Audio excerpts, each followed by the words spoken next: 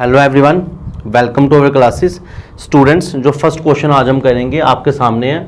आपको एक फंक्शन दिया हुआ है रियल नंबर से रियल नंबर पे, और जो फंक्शन है वो है क्या, बेसिकली cos x है। तो आपको इधर दिया हुआ है function f from r to r, और कैसे डिफाइन किया गया है, f of x is equal to cos x। तो बड़ा इंपॉर्टेंट क्वेश्चन है, ठीक है, बड़ा कंसेप्चुअल क्वेश्चन है, ठीक है। तो इसमें बोला हुआ है शो करो कि ये 1 1 और ऑन टू दोनों में से कुछ भी नहीं है, नाइदर 1 1 नॉर ऑन टू, ना ही ये 1 1 है और ना ही ऑन टू है। तो बड़ा सिंपल है प्रूफ करना। कैसे, आप अगर ध्यान से देखो, ये आपके पास रियल नंबर और ये भी आपके पास रियल नंबर है, ठीक है। और अगर आप इधर सपोज π/2 लेते हो, रियल नंबर में क्या लेते हो, 90 लेते हो, तो जब आप फंक्शन इस पे लगाते हो, इसको थोड़ा सा दूर कर देता हूं, ठीक है। जब आप इस 90 पे फंक्शन अप्लाई करते हो तो फंक्शन क्या है, cos, तो x आपने क्या लिया है, π/2, x क्या लिया है, π/2, तो cos x is equal to cos π/2, और cos 90 आपको पता ही है क्या होता है, cos 90 कितना होता है, 0। वैसे अगर आप दूसरा एलिमेंट ले रहे हो -π/2, तो इसकी इमेज क्या आ जाएगी, cos -90, और cos के एंगल में जो माइनस होता है उसको प्लस कर देता है, cos इवन फंक्शन है, तो ये आपका cos 90 है, और जो cos 90 है वो भी क्या होता है, 0। तो आप देख पा रहे हो cos 90 और cos -90 दोनों का आंसर सेम आ रहा है। तो दो डिस्टिंक्ट एलिमेंट्स की एक इमेज आ रही है, तो it is not 1 1, it is not 1 1। आप कोई और एग्जाम्पल भी दे सकते हो, जो आपकी मर्जी, इट इज नॉट 1 1, ठीक है। इधर मैंने कोई और दे दी, इधर आपके लिए कोई और दे देता हूं। एग्जाम्पल, मैंने x1 ले लिया π/4 45, और x2 ले लिया -π/4, ठीक है। और मैंने f ऑफ x1 निकालना चाहा तो वो आया cos ऑफ x1, और वो कितना आया, cos ऑफ π/4, और cos 45 होता है 1/√2।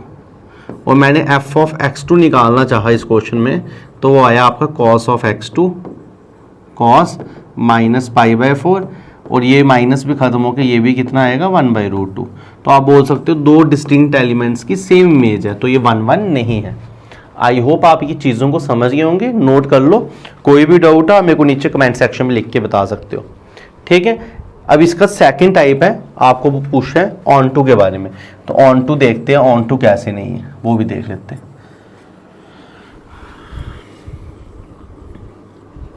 अब हमें ऑन टू के लिए एक चीज पता है कि जो कॉस और साइन है उनकी रेंज हमेशा, जो रेंज है, ठीक है, वो हमेशा कॉस और साइन की -1 और 1 ही रहने वाली है। मतलब अगर आप कोई भी रियल नंबर ले रहे हो डोमेन से, जो उसके आंसर आ रहे हैं, जो उसके आंसर आ रहे हैं वो रियल नंबर ही हैं, मगर वो -1 और 1 के बीच में ही आंसर आएंगे। मगर हमने क्या पढ़ा है, हर कोडोमेन के हर एलिमेंट की प्री इमेज आनी चाहिए, मगर आंसर तो -1 और 1 के बीच में ही आ रहे हैं। तो जैसे इधर 5 है, क्या 5 की कोई प्री इमेज है, नहीं है, ठीक है। तो हम लिख सकते हैं रेंज आ रही है ये, मगर जो आपका कोडोमेन है वो कितना है, रियल नंबर, और आपको सामने दिख रहा है रेंज और कोडोमेन बराबर नहीं है। अगर रेंज और कोडोमेन बराबर नहीं हो तो हम बोल सकते हैं it is not onto, it is not onto. अब किसी ने ऐसा नहीं लिखना है तो वो सिंपल लिख ले, जो कॉस है वो always gives values -1 to 1, so 5 has no pre image, 2 has no pre image, 3/4 has no pre image. बहुत सारे ऐसे एलिमेंट्स हैं, सॉरी 3/4 की तो होगी क्योंकि वो 0 पॉइंट समथिंग आएगा, कुछ और बोल लो, 4/3 हैज नो प्री इमेज। 3/4 की तो प्री इमेज आएगी ना, 3/4 की प्री इमेज आएगी, 0 पॉइंट समथिंग है, ये तो इसके अंदर ही है। हाँ, 4/3 की कोई भी प्री इमेज नहीं है, ठीक है, मैंने गलती से बोल दिया। तो बहुत सारे एलिमेंट है, ठीक है। आप 100 की कोई प्री इमेज नहीं है, कोई भी ले लो, नहीं तो ये इतना सा सिंपल लिख दो, कोई मार्क्स नहीं कटेगा।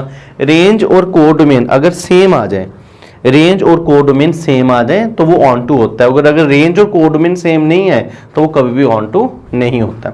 आई होप आपको ये क्वेश्चन अच्छे से समझ आया होगा। तो आप लिख सकते हो cos x is neither 1 1 nor onto. Similarly आप साइन के लिए खुद कर लो, ठीक है। नेक्स्ट क्वेश्चन आपके सामने है, क्वेश्चन में आपको x दिया है, y दिया है, तो हम भी x ले लेते हैं। x के अंदर एलिमेंट है 1 2 3 और y के अंदर एलिमेंट है 4 5, ठीक है।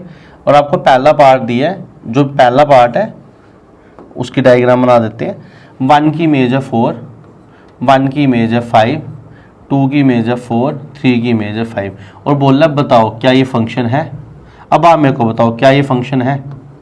ये फंक्शन नहीं है, तो हम बोलेंगे not a function, not a function. क्यों? क्योंकि जो ये 1 है इसकी 2 इमेजेस है, और हमें पता है एलिमेंट्स की 2 इमेज नहीं हो सकती फंक्शन में, ठीक है। 2-3 एलिमेंट्स की एक इमेज हो सकती है, मगर एक एलिमेंट की 2 इमेजें या एक से ज़्यादा इमेजें नहीं हो सकती। तो हम लिखेंगे बिकॉज 1 हैज़ 2 इमेजेस। जो 1 है उसकी 2 इमेजेस हैं जो पॉसिबल नहीं है, जो पॉसिबल नहीं है। तो पहला पार्ट हो गया। दूसरे की डायग्राम कैसे बनेगी मैं आपको बता देता हूँ। ये 1 है, ठीक है। 1 को 4 से जोड़ा है, 2 को भी किससे जोड़ा है 4 से, 3 को भी किससे जोड़ा है 4 से। ये दूसरा वाला आपका ये जी, तो ऐसे। तो ये तो फंक्शन है, ठीक है। ज्यादा एलिमेंट की एक इमेज हो सकती है, तो it is a function. Second part function है, पहला पार्ट फंक्शन नहीं है, ठीक है। नेक्स्ट चलते हैं, थर्ड चलते हैं। 1 को जोड़ा है 4 से, 2 को जोड़ा है 5 से, 3 को जोड़ा है 5 से, तो ये भी फंक्शन है, ये भी क्या है फंक्शन है, ठीक है। पहले सेट के सब एलिमेंट जुड़ने चाहिए, कोई भी शूट रहनी चाहिए। तो ये भी फंक्शन है, थर्ड वाला भी फंक्शन है, सेकंड वाला भी फंक्शन है, फर्स्ट वाला फंक्शन नहीं था, ठीक है। इस फोर्थ वाले को देखते हैं। 1 को जोड़ा है 4 से, 2 को जोड़ा है 5 से, ठीक है। ये x था और ये y था, मगर x के पास तो 3 भी है ना, तो 3 को किसी से भी नहीं जोड़ा है। तो ये जो थर्ड वाला है ये भी फंक्शन नहीं है, फोर्थ वाला भी फंक्शन नहीं है। क्यों? हमने पढ़ा है कि हर एलिमेंट डोमेन का किसी न किसी के साथ जुड़ना चाहिए, मतलब हर एलिमेंट की कोई ना कोई क्या होनी चाहिए, इमेज होनी चाहिए। तो आप रीजन लिख देना, it is not a function, reason 3 has no image. जो 3 है इसकी कोई भी इमेज नहीं है, तो ये फंक्शन नहीं है। तो ये आपके 12th क्वेश्चन के 4 पार्ट थे। आपको चेक करना था कौन सा फंक्शन है और कौन सा फंक्शन नहीं है। तो ये क्वाइट सिंपल था। नेक्स्ट क्वेश्चन पे चलेंगे। आई होप आपको चीजें समझ आ रही होंगी। नेक्स्ट क्वेश्चन थोड़ा सा अलग टाइप के, ठीक है। आपको एक फंक्शन f4g दी है और गॉफ दी है ia, ठीक है। तो गॉफ की बात हो रही है,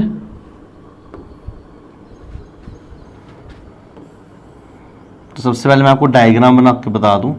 अगर ये a सेट है, ये b सेट है, ठीक है, और ये जो f फंक्शन है वो a से b है,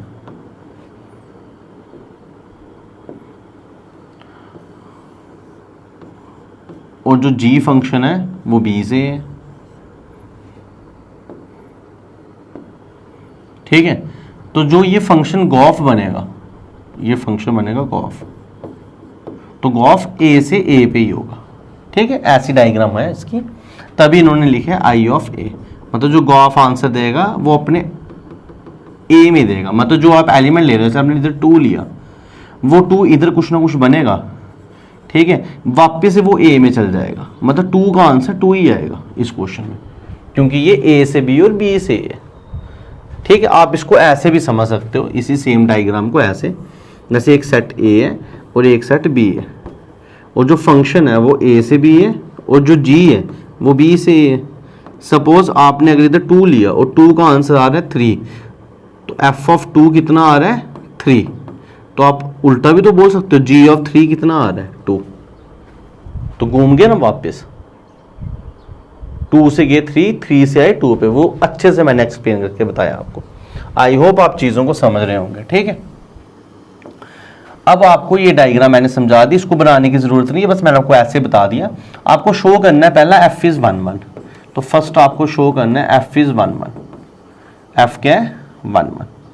तो करते हैं, कैसे शो करना है। अगर f 1 1 करना है तो f मैपिंग a से b है, ठीक है। तो मैंने 2 एलिमेंट ले लिए, x1 और x2, 2 एलिमेंट ले लिए a से। और किस हिसाब से लेने हैं, 1 1 कैसे प्रूव करते हैं कि इनकी जो इमेजेस हैं वो भी बराबर लेनी है। F of x1 is equal to f of x2, ये दोनों बराबर लेनी है।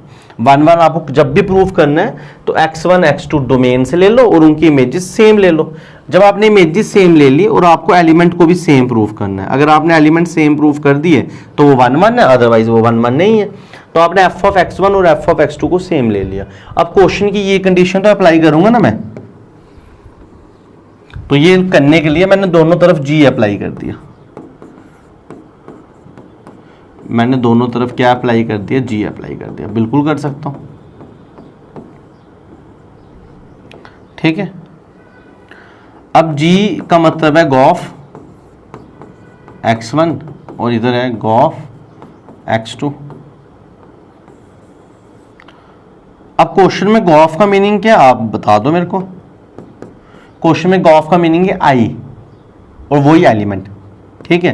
तो आई एलिमेंट कौन सा, आई ए एलिमेंट कौन सा x1, और इधर भी आई ए एलिमेंट वही, जो एलिमेंट है उसका आंसर वही आएगा, मैंने आपको पहले ही बता दिया x2, ठीक है। और आई एक आइडेंटिटी फंक्शन होता है और आपको पता है आइडेंटिटी फंक्शन में x को x ही रखता है वो, तो x1 को वो x1 रखेगा और इधर भी क्या रखेगा x2। तो आपने दो एलिमेंट्स लिए थे जिनकी इमेजेस सेम थी, वो एलिमेंट्स भी आपने सेम बता दिए, तो f इज 1 1। आई होप आप समझ गए होंगे मैंने इसको आई ऑफ ए x1 क्यों लिखा, क्योंकि मैंने आपको बता दिया था स्टार्टिंग में अगर 2 इधर से जाके कुछ बन रहा है और ये उधर जाके फिर 2 ही बनेगा, क्योंकि आप अगर f a से b जा रहे हो तो g b से तो a है, ठीक है। तो ये मैंने आपको चीज पहले बताई थी। आपको डायग्राम पेपर में कुछ नहीं बनानी, आपको सिंपल जैसे मैंने सॉल्व किया वैसे सॉल्व कर लो। तो f 1 1 है, ये हमने प्रूव कर दिया। आई होप आपको ये समझ आया होगा, ठीक है। अगर आपको कोई भी डाउट है तो आप बता दीजिए, आपको नेक्स्ट लेक्चर में दोबारा बता दूंगा। एक बार और वीडियो देखोगे समझ आ जाएगा। दूसरा पार्ट प्रूफ करने, g is onto. g is onto, पहले डायग्राम बना लो, g है कहां से कहां पे, तो g आपका एलिमेंट है b से a पे, तो आपने इसको ऑन टू प्रूफ करना है।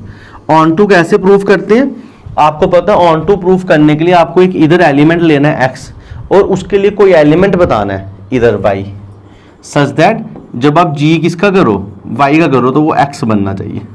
तो इसका मतलब ऐसा नहीं हो गया कि अगर मैं कोई भी इधर एक एलिमेंट ले रहा हूँ x, उसके लिए मेरे को एक एलिमेंट मिल रहा है y, उसकी इमेज वापस से क्या बन रही है, x बन रही है। तो मैं बोल सकता हूँ आप इधर कोई भी एलिमेंट लो, उसके लिए आपको कोई ना कोई प्री इमेज बन रही है। तो ऑन टू का मतलब है इधर आप को डोमेन में कोई एक एलिमेंट ले लो, उसके लिए डोमेन से एलिमेंट ढूंढो और उस डोमेन के एलिमेंट की इमेज निकालो, वापस से वो एलिमेंट बन जाए, तो ऑन टू है, अदरवाइज ऑन टू नहीं है। तो मैंने ऑन टू के लिए क्या किया, let x belongs to a be any element, ये मैंने कोई भी एक एलिमेंट ले लिया। अच्छा, अब इसको थोड़ा सा ध्यान से समझना,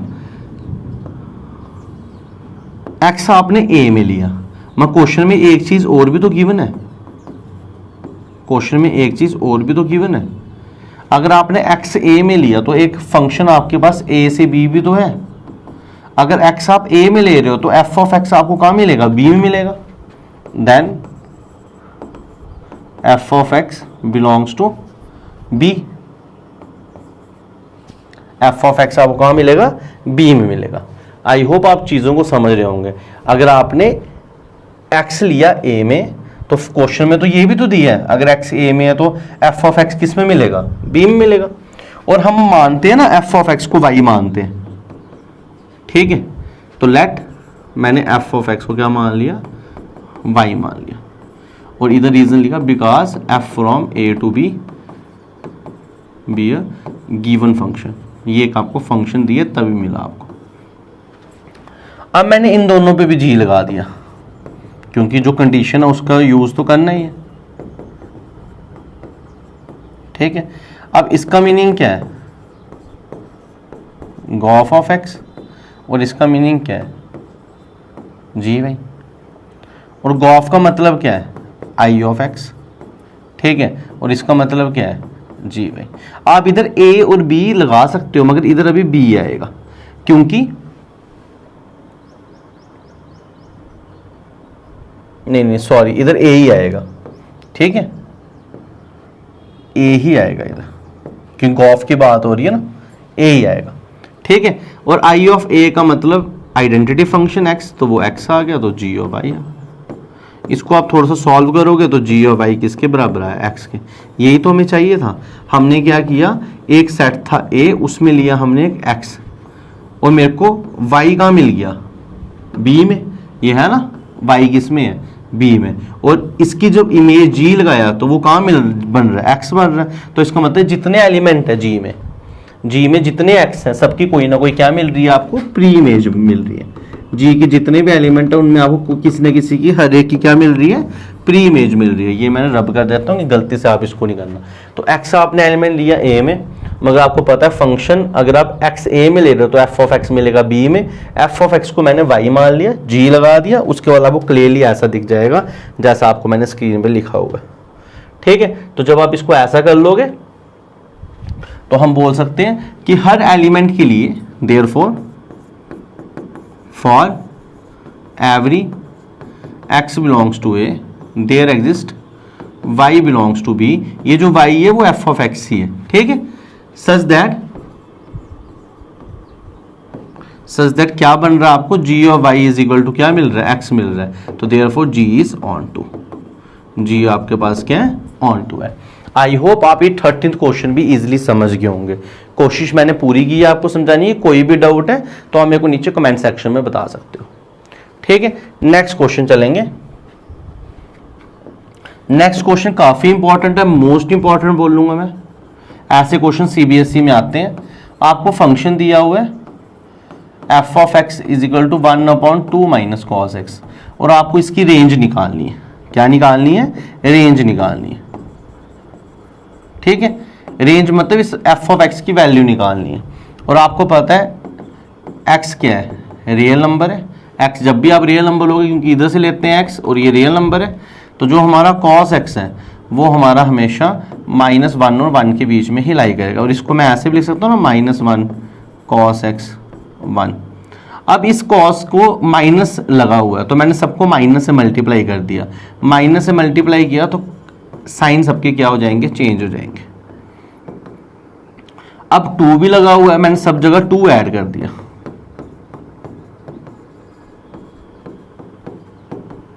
तो ये कितना बन गया 3, ये कितना बन गया 2 माइनस कॉस एक्स, और ये कितना बन गया -1।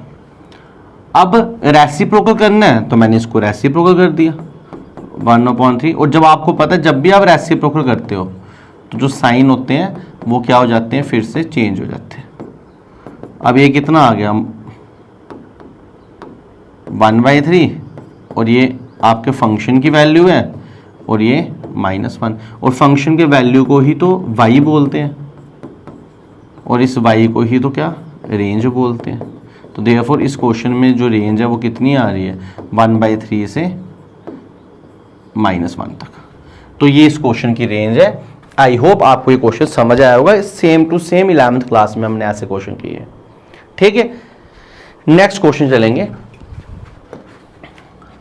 नेक्स्ट क्वेश्चन भी काफी इंपॉर्टेंट है। ठीक है, सिंपल है। a minus B is divisible by n। ठीक है, रिलेशन इंटीजर्स पे है। ठीक है, और ये रिलेशन बताया हुआ है और आपको r बताना है, इक्विवेलेंस है। तो मैं इसको ऐसे लिख सकता हूँ, a आपका सेट ऑफ इंटीजर्स है क्वेश्चन के अकॉर्डिंग, a आपका सेट ऑफ इंटीजर्स है, r रिलेशन है। रिलेशन के अंदर a और b डाल ले ऑर्डर पेयर, और ये ऐसे ऑर्डर पेयर है जिनका जो a माइनस बी है वो डिविजिबल होना चाहिए किसी n से।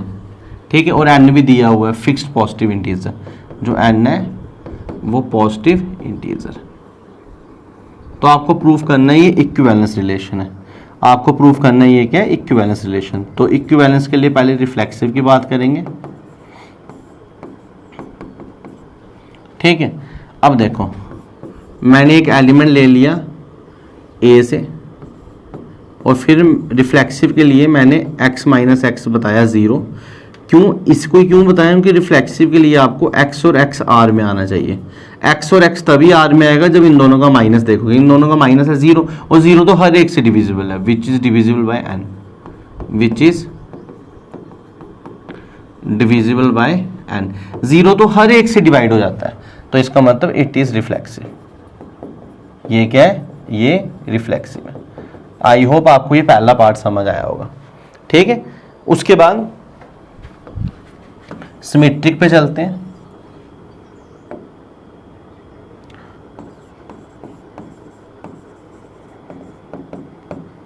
सिमेट्रिक में क्या करते हैं, ए और बी ले लिया रिलेशन में, और उसका मीनिंग क्या है, A minus B is divisible by N. A minus B को एन क्या कर रहा है, डिविजिबल कर रहा है। तो मेरे को बताओ, माइनस ए माइनस बी को भी तो एन डिविजिबल करेगा। मतलब अगर 8 है, 8 को 2 डिविजिबल कर रहा है, तो माइनस 8 को भी तो 2 डिविजिबल करेगा। तो ए माइनस बी को आप एक नंबर मान लो। अगर उसको कोई एन डिविजिबल कर रहा है तो उसके माइनस को भी एन क्या करेगा, डिविजिबल करेगा। ठीक है, तो अब मैं इसको सिंप्लीफाई कर लूँ तो बी माइनस ए को भी एन डिविजिबल करेगा। ये क्रॉस मल्टीप्लाई कर दिया इनको, तो बी माइनस ए आ गया। और जब बी माइनस ए को एन डिविजिबल करेगा तो बी ए किस में आ गया, आर में आ गया। तो it is symmetric. A b R में लिया तो बी ए भी आर में कर दिया, तो ये सिमेट्रिक है। इधर आपने ऐसे लिख देना है कि जो ये ए और बी थे ये कहाँ के थे, ए सेट के थे। ठीक है, आई होप आप चीज़ों को समझ होंगे। तो इट इज सिमेट्रिक। अब लास्ट में आया ट्रांसिटिव। तो आइए देखते हैं ट्रांसिटिव।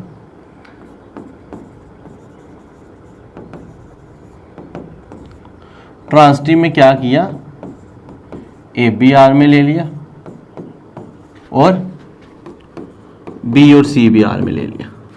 अगर ए बी आर में है तो A minus B is divisible by N, और अगर बी सी आर में है तो B minus C is divisible by N.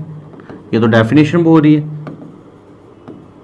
ठीक है, अब मैं आपको एक एग्जांपल बताता हूँ, ध्यान से समझना। अगर 8 डिविजिबल है 2 से और 20 भी डिविजिबल है 2 से, तो 20 प्लस 8 28, वो भी तो 2 से डिविजिबल होगा।